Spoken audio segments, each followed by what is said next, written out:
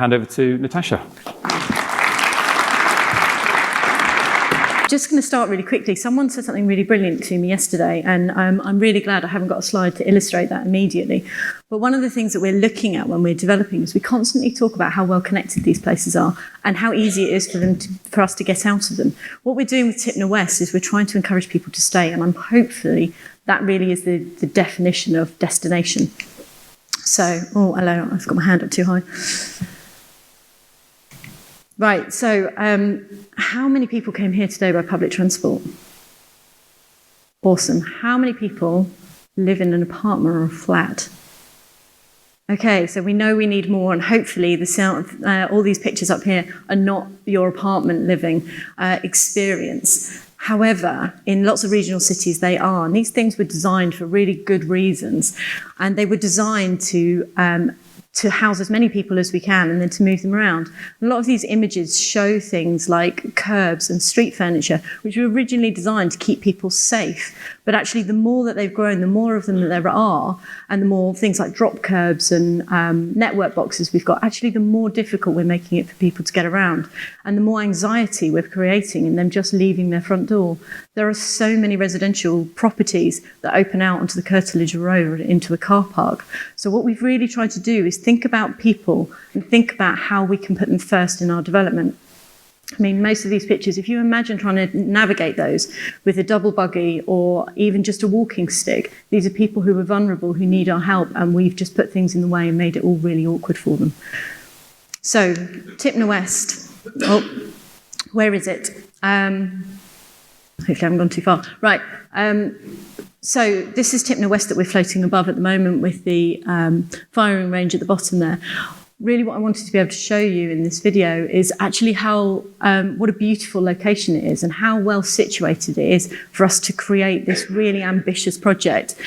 Really shows you the proximity to the harbour. And bear in mind when you're looking at this, we're looking to reclaim 27 hectares to create a much bigger space that allows us to put a critical mass of people. So this project is not a straightforward project, but it's entirely worthwhile.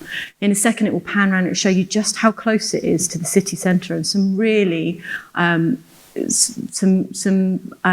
important buildings and the proximity to the Navy and what we're trying to do. So what are we trying to do? We have some very talented people who've told us in a way that's significantly better than I could manage in words.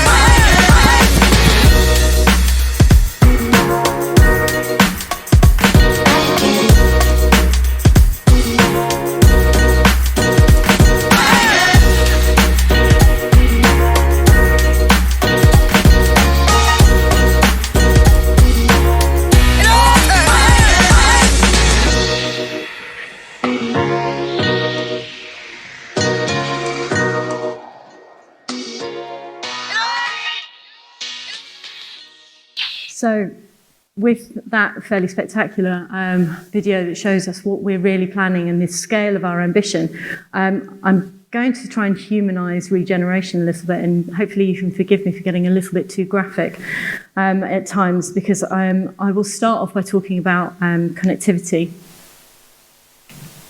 Okay. Right, so here is the plan of what we're looking at, and there is a pointer, but if I press it, I think I'm scared. Aha, right, this is what we're looking at in terms of our marine and maritime employment space, and then we've got a more dense housing in the middle, and as you can see, hopefully with sort of star shape, we're also looking at the history of Portsmouth and many different ideas around sort of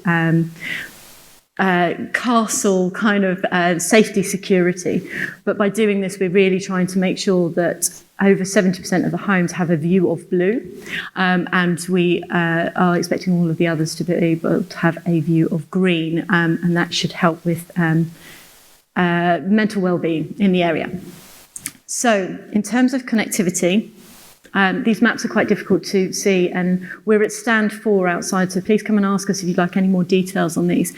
But really what it's showing is that we are working with the rest of the council to put bids together like TCF, which will help us with our rapid transit, which is this path up here, which should give us better links not only into the city centre but across into Fareham, Port Solent, and help reinvigorate those areas. The network of roads that you see there, the green ones are the only ones that are really accessible to traffic. The rest of them are pedestrian. So when we talked, and when I showed you the slides earlier about what it takes to live, one of the questions we asked ourselves was, how do we make this easier for people? How do we eliminate curbs? How do we take some of this away and make it easier for people to move around regardless of their circumstances? And the answer came back really simple. Take away the cars. As soon as you do that, you change the dynamic of the place. So what this slide really shows is that by doing this, we've paid an awful lot of attention to figuring out how we can make a community that every single residential unit there is within 5-minute walk of the waterfront. The whole waterfront, as outside the marine employment, is accessible to everybody. And then we've got a 10-minute journey. So the longest journey is a 10-minute walk into faster mode of transport, whether or not that's bus or whether or not that's a car club or what that looks like. Oh, I thought there was another slide here. What we are looking at here is examples of how people can use that waterfront, how they can engage with it, and how we can create something really beautiful and yet still have that density that we require to make a critical mass of people, and how people can claim it and they can own it and they can find their own space, they can find their own gang in here, and that way we hopefully are encouraging people to live their whole lives in a place like this. Gone are the days when we can put a piece of flat grass down and tell people that that's public ground. That is not public ground. This is about improving the way that people live their lives. This final slide I love because it shows a density of accommodation while still opening out onto public realm without it feeling like you're losing that sort of, you know, it's not, you shouldn't have the anxiety about walking out there. It also shows a slope, which is interesting because in this slide here, what we're really trying to demonstrate is how can we make this work? What are the practicalities? I'm not an engineer, as you're about to realise, but at the moment we've got an island that looks a bit like this. And we need to reclaim land, and that's really expensive. So what we'd like to be able to do is use the land that we've got and squish it to the edges, and then hopefully that will be less fill for us to bring in. But it also gives us the basis of an expensive podium solution. And that podium is really mostly about network plant and how we can service the area. There will be some car parking, but it's mostly about logistics. So this is really the guts of the development. We've got the boardwalk is really the lungs and the public realm, and then this is the guts. So starting to look for the heart. Where is the heart? How do we get people engaged with this, and how do we give them a place to feel? So as you can see, there are loads and loads of different public realm areas for people to feel attached to, and 4,000 residential units is about 10,000 people, which means we should actually have the critical mass that we need. That, you know, if we want to